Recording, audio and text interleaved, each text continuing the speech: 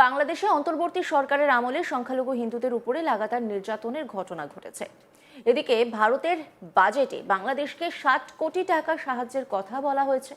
আর এবার বাংলাদেশকে 60 কোটি টাকা দেওয়ার সিদ্ধান্তকে কেন্দ্র করেই সংসদে সরব হলেন বিজেডি সাংসদ সুলতা দেও।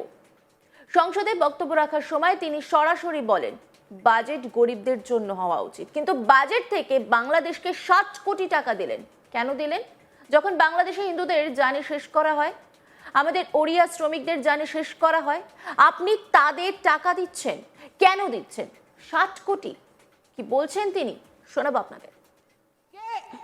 बजट जो है गरीबों के लिए होना चाहिए और बजट में से आप बांग्लादेश को 60 करोड़ दिए। क्यों दिए? क्यों दिए?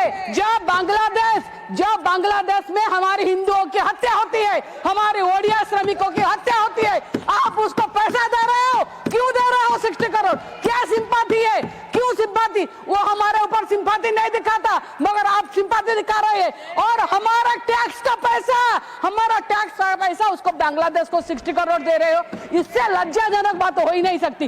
हमारे यहाँ पर ओडिशा में क्या, सारा भारतवर्ष में बंगाली अगर कोई मुसलमान हो उसको चुन चुन के उसको टॉर्चर किया जाता है। आप बांग्लादेश से प्यार कर रहे हैं। मैं तो ये बोलूंगी, बांग्लादेश से हमारे लोगों को वापस ले जाए और बांग्लादेश के लोगों को वहां भेजा जाए, मगर पैसा मत दीजिए। ये हमारा टैक्स का पैसा है। শুনলেন তো কি বললেন তিনি। উল্লেখ্য, বাংলাদেশের সাহায্যের ক্ষেত্রে এবার বড়সড় কাটছাট করছে Bharat.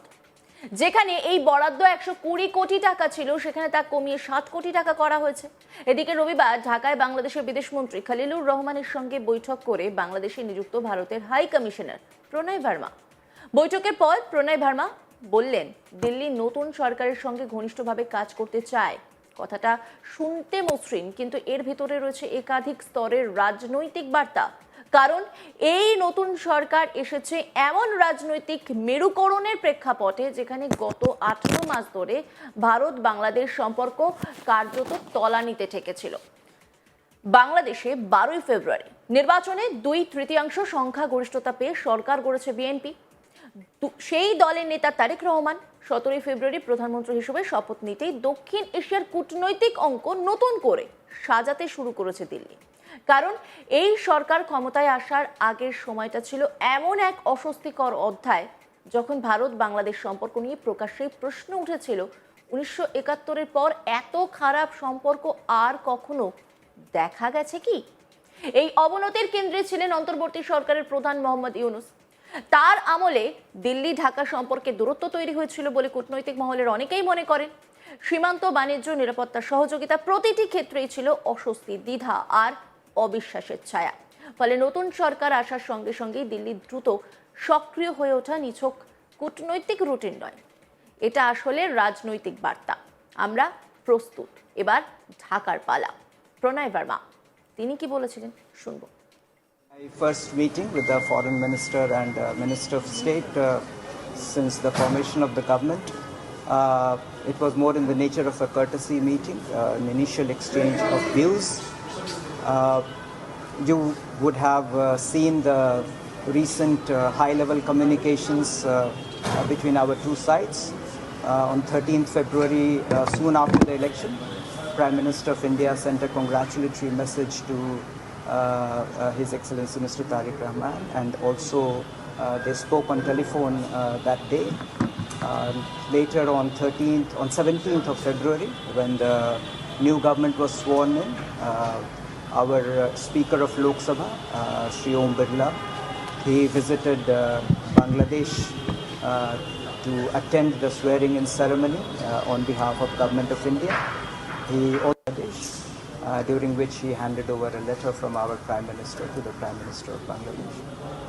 In all these communications, we expressed our desire to build on our historic ties with Bangladesh and strengthen our multifaceted bilateral relations.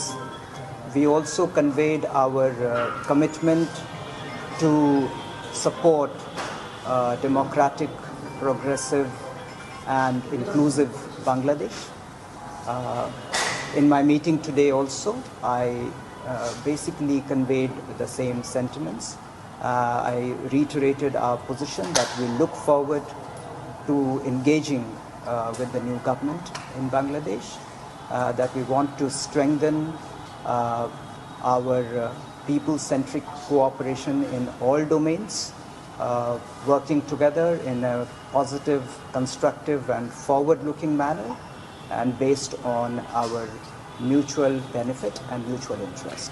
So that was the conversation that we had, and we really look forward to it. এখানেই শেষ নয়। তারেক রহমানের নেতৃত্বে বাংলাদেশে BNP সরকার গঠিত হতেই বন্ধুত্বের হাত বাড়িয়ে দিয়েছে ভারত সরকার। তারেকের শপথ গ্রহণ অনুষ্ঠানে ভারতের প্রতিনিধি হিসেবে উপস্থিত ছিলেন লোকসভা স্পিকার ওম বিড়লা। তারপর দুই দেশের সম্পর্ক ফের একবার আগের মতো মজবুত করতে আরো বড় এক পদক্ষেপ চালু হচ্ছে ভিসা পরিষেবা।